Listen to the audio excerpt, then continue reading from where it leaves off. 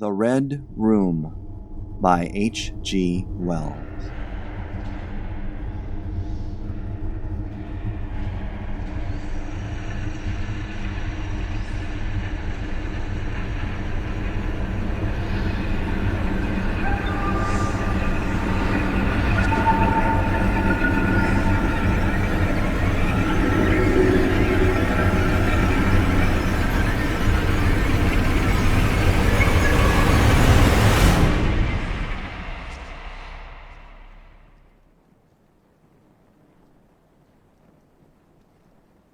"I can assure you," said I, "that it will take a very tangible ghost to frighten me."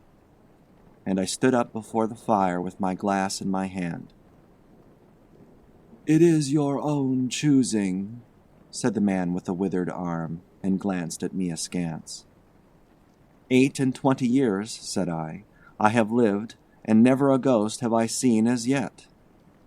The old woman sat staring hard into the fire, her pale eyes wide open. "Aye," she broke in, "and 28 years you have lived and never seen the likes of this house, I reckon. There's a many things to see when one's still but 28. She swayed her head slowly from side to side. "A many things to see and sorrow for." I half suspected the old people were trying to enhance the spiritual terrors of their house by their droning insistence. I put down my empty glass on the table and looked around the room and caught a glimpse of myself, abbreviated and broadened to an impossible sturdiness, in the queer old mirror at the end of the room. "Well," I said, "if I see anything tonight, I shall be so much the wiser, for I come to the business with an open mind." "It's your own choosing," said the man with the withered arm once more.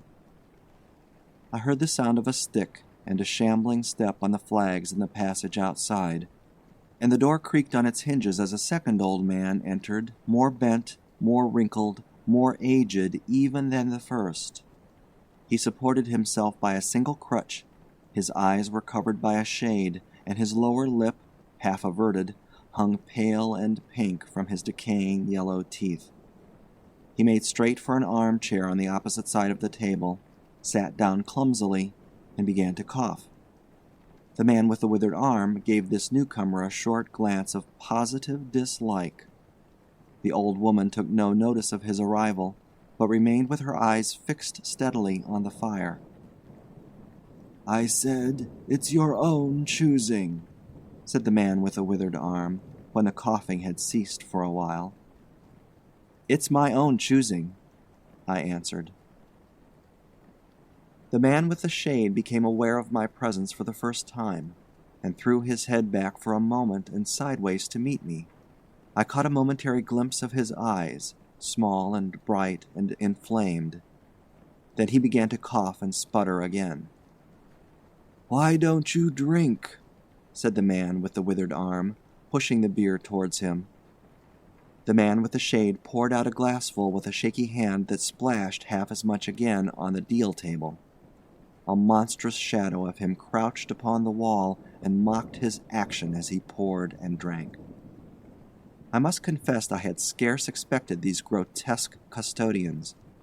There is to my mind something inhuman in senility, something crouching and atavistic. The human qualities seem to drop from old people insensibly day by day. The three of them made me feel uncomfortable, with their gaunt silences, their bent carriage, their evident unfriendliness to me and to one another. "If," I said, "you will show me to this haunted room of yours, I will make myself comfortable there." The old man with the cough jerked his head back so suddenly that it startled me, and shot another glance of his red eyes at me from under the shade. But no one answered me. I waited a minute, glancing from one to the other. "If," I said a little louder, "if you will show me to this haunted room of yours, I will relieve you from the task of entertaining me." "There's a candle on the slab outside the door," said the man with the withered arm, looking at my feet as he addressed me. "But if you go to the Red Room tonight—" "This night of all nights," said the woman. You go alone.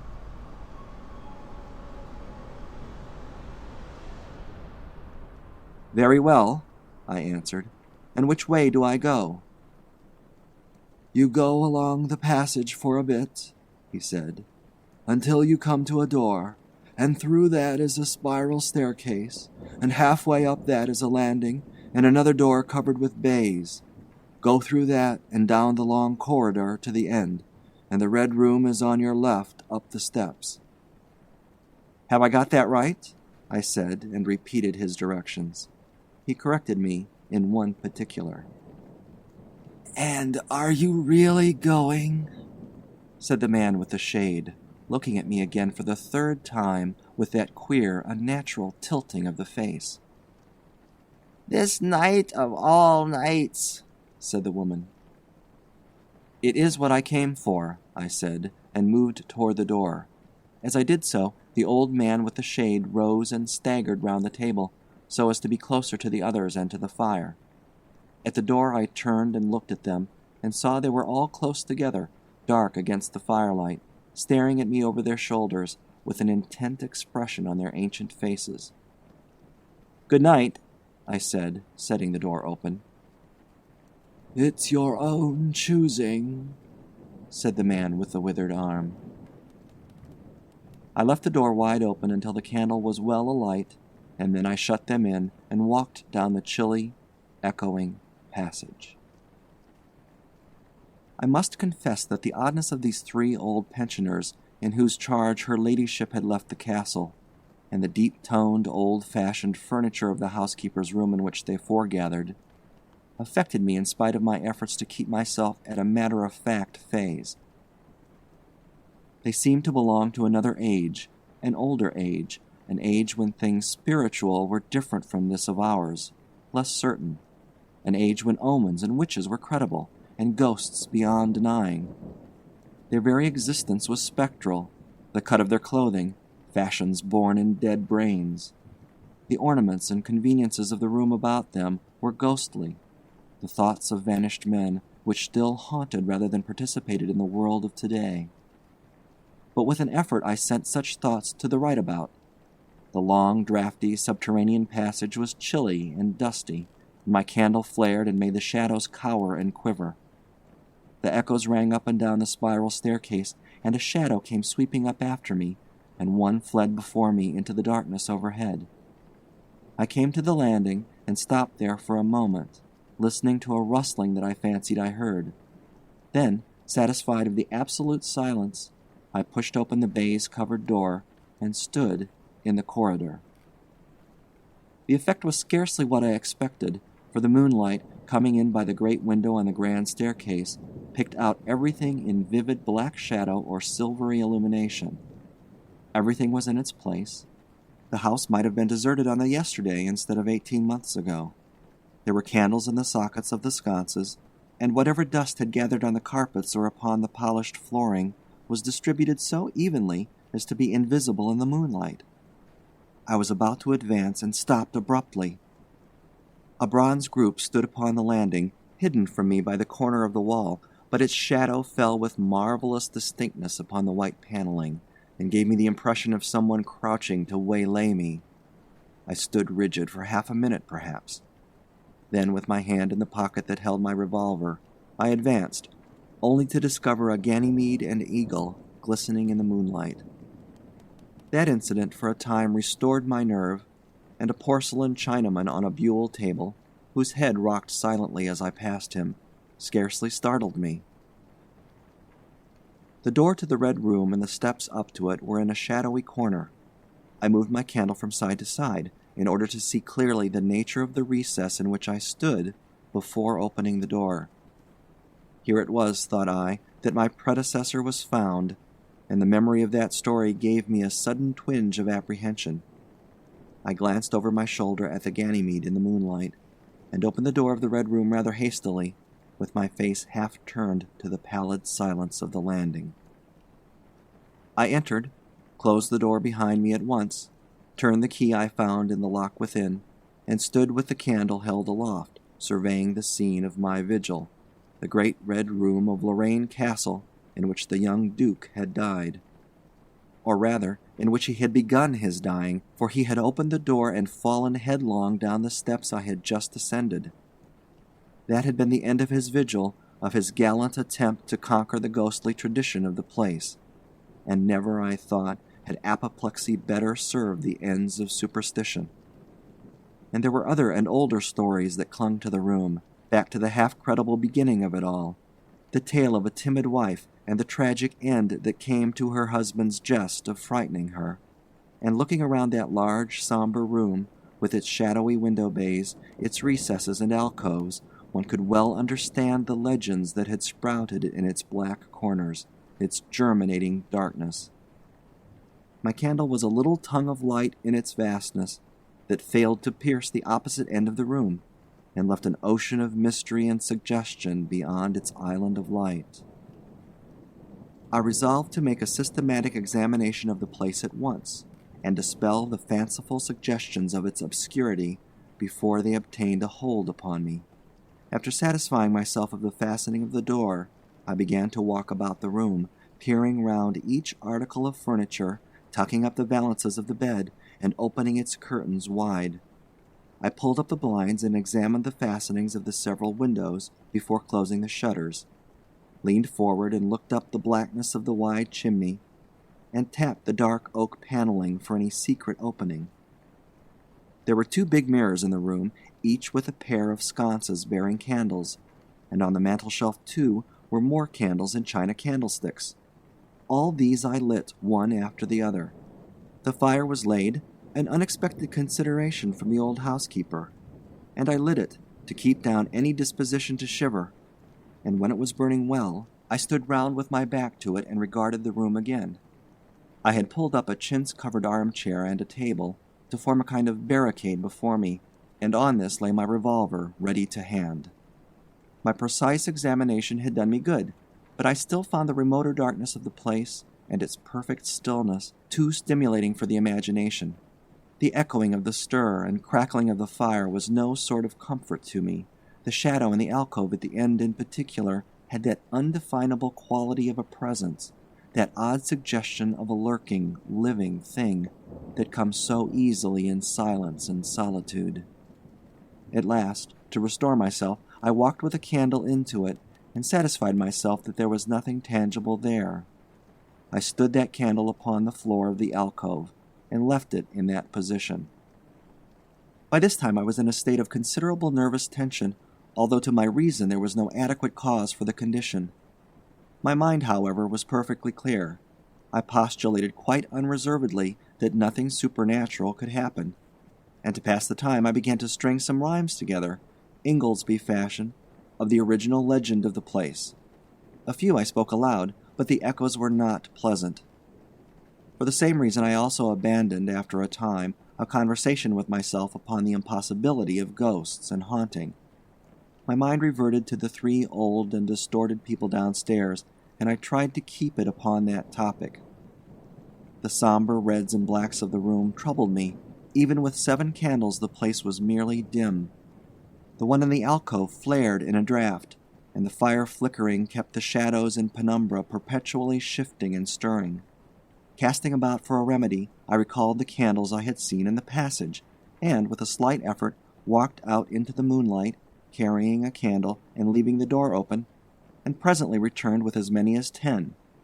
These I put in various knickknacks of china with which the room was sparsely adorned, lit and placed where the shadows had lain deepest, some on the floor, some in the window recesses, until at last my 17 candles were so arranged that not an inch of the room but had the direct light of at least one of them. It occurred to me that when the ghost came, I could warn him not to trip over them. The room was now quite brightly illuminated. There was something very cheery and reassuring in these little streaming flames, and snuffing them gave me an occupation, and afforded a helpful sense of the passage of time. Even with that, however, the brooding expectation of the vigil weighed heavily upon me. It was after midnight that the candle in the alcove suddenly went out, and the black shadow sprang back to its place there. I did not see the candle go out. I simply turned and saw that the darkness was there, as one might start and see the unexpected presence of a stranger. "By Jove," said I aloud, That draft's a strong one." And taking the matches from the table, I walked across the room in a leisurely manner to relight the corner again. My first match would not strike, and as I succeeded with the second, something seemed to blink on the wall before me. I turned my head involuntarily and saw that the 2 candles on the little table by the fireplace were extinguished. I rose at once to my feet. "Odd," I said. "Did I do that myself in a flash of absent-mindedness?" I walked back, relit one, and as I did so I saw the candle in the right sconce of one of the mirrors wink and go right out, and almost immediately its companion followed it. There was no mistake about it. The flame vanished as if the wicks had been suddenly nipped between a finger and a thumb, leaving the wick neither glowing nor smoking, but black. While I stood gaping, the candle at the foot of the bed went out, and the shadows seemed to take another step towards me. "This won't do," said I, and first one and then another candle on the mantel-shelf followed. "What's up?" I cried, with a queer high note getting into my voice somehow. At that the candle on the wardrobe went out, and the one I had relit in the alcove followed. "Steady on," I said. "These candles are wanted," speaking with a half-hysterical facetiousness and scratching away at a match the while for the mantel candlesticks. My hands trembled so much that twice I missed the rough paper of the matchbox. As the mantel emerged from the darkness again, 2 candles in the remoter end of the window were eclipsed, but with the same match I also relit the larger mirror candles and those on the floor near the doorway, so that for the moment I seemed to gain on the extinctions. But then in a volley there vanished 4 lights at once in different corners of the room, and I struck another match in quivering haste and stood hesitating whither to take it. As I stood undecided, an invisible hand seemed to sweep out the 2 candles on the table. With a cry of terror I dashed at the alcove, then into the corner, and then into the window, relighting 3 as 2 more vanished by the fireplace. Then, perceiving a better way, I dropped the matches on the iron-bound deed box in the corner and caught up the bedroom candlestick. With this I avoided the delay of striking matches. But for all that, the steady process of extinction went on, and the shadows I feared and fought against returned and crept in upon me. First the step gained on this side of me, and then on that. It was like a ragged storm cloud sweeping out the stars. Now and then one returned for a minute and was lost again.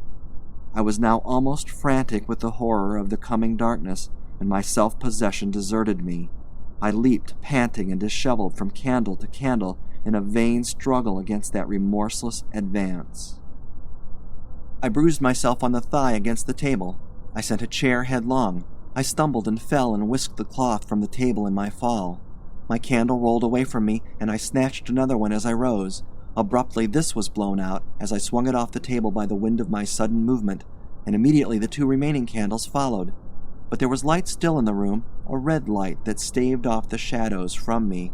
The fire! Of course, I could still thrust my candle between the bars and relight it. I turned to where the flames were still dancing between the glowing coals and splashing red reflections upon the furniture, made 2 steps toward the grate, and incontinently the flames dwindled and vanished, the glow vanished, the reflections rushed together and vanished, and as I thrust the candle between the bars, darkness closed upon me like the shutting of an eye, wrapped about me in a stifling embrace, sealed my vision, and crushed the last vestiges of reason from my brain. The candle fell from my hand. I flung out my arms in a vain effort to thrust that ponderous blackness away from me, and, lifting up my voice, screamed with all my might, once, twice, thrice. Then I think I must have staggered to my feet. I know I thought suddenly of the moonlit corridor, and, with my head bowed and my arms over my face, made a run for the door. But I had forgotten the exact position of the door, and struck myself heavily against the corner of the bed. I staggered back, turned, and was either struck or struck myself against some other bulky furniture. I have a vague memory of battering myself thus to and fro in the darkness, of a cramped struggle, and of my own wild crying as I darted to and fro, of a heavy blow at last upon my forehead, a horrible sensation of falling that lasted an age, of my last frantic effort to keep my footing, and then I remember no more. I opened my eyes in daylight. My head was roughly bandaged, and the man with the withered arm was watching my face. I looked about me, trying to remember what had happened, and for a space I could not recollect. I rolled my eyes into the corner and saw the old woman, no longer abstracted, pouring out some drops of medicine from a little blue vial into a glass. "Where am I?" I asked. "I seem to remember you, and yet I cannot remember who you are." They told me then, and I heard of the haunted red room as one who hears a tale. "We found you at dawn," said he, "and there was blood on your forehead and lips." It was very slowly I recovered my memory of my experience. "You believe now," said the old man, "that the room is haunted?" He spoke no longer as one who greets an intruder, but as one who grieves for a broken friend. "Yes," said I, "the room is haunted." "And you have seen it, and we, who have lived here all our lives, have never set eyes upon it, because we have never dared. Tell us, is it truly the old Earl who—" "No," said I, "it is not." "I told you so," said the old lady with the glass in her hand. "It is his poor young countess who was frightened." "It is not," I said. "There is neither ghost of Earl nor ghost of countess in that room. There is no ghost there at all. But worse, far worse." "Well?" they said. "The worst of all the things that haunt poor mortal man," said I, "and that is, in all its nakedness, fear that will not have light nor sound, that will not bear with reason, that deafens and darkens and overwhelms. It followed me through the corridor. It fought against me in the room." I stopped abruptly. There was an interval of silence. My hand went up to my bandages. Then the man with the shades sighed and spoke. "That is it," said he. "I knew that was it. A power of darkness, to put such a curse upon a woman. It lurks there always. You can feel it even in the daytime, even of a bright summer's day, in the hangings, in the curtains, keeping behind you however you face about. In the dust it creeps along the corridors and follows you so that you dare not turn. There is fear in that room of hers, black fear, and there will be so long as this house of sin endures."